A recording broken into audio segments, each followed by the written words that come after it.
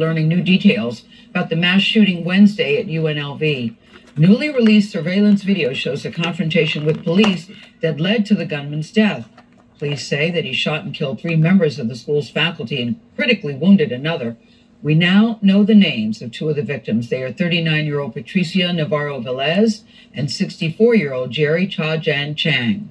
Omar Villafranca is in Las Vegas with more on this story. Omar, good morning to you. Good morning. Authorities also identified the gunman as Anthony Polito, a former professor in North Carolina. They say he also mailed envelopes with an unknown white powder to faculty members here at UNLV, but that powder ended up being harmless.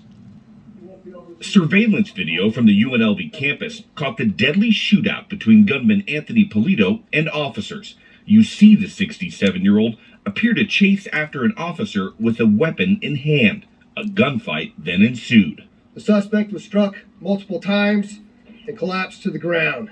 Officials say when Polito first arrived on the campus Wednesday morning, he was carrying a handgun, over 150 rounds of ammunition, and a list of targets. I heard 5 loud bangs. UNLV Assistant Professor of Accounting Truman Rowley was on the same floor where the shootings occurred.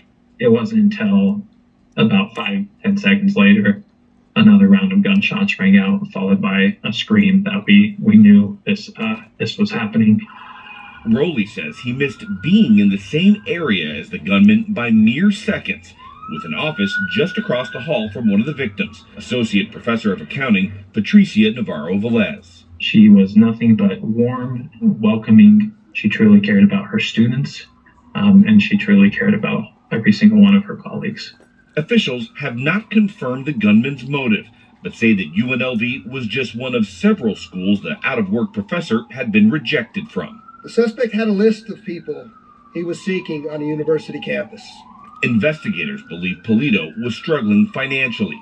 A search of his home showed an eviction notice as well as a last testament. While some on campus are calling the shooting unimaginable, others say this experience was inevitable. You felt this was going to happen eventually. Yeah, because I also work in the school district, so I was like, eventually it'll happen, if not while I'm in school, while I'm teaching. But it could also happen while I'm at the movie theater, it could happen at the mall. The business school behind me is closed. All classes are canceled for the rest of this week, and finals and winter graduation are on hold as the community continues to grieve. Nate?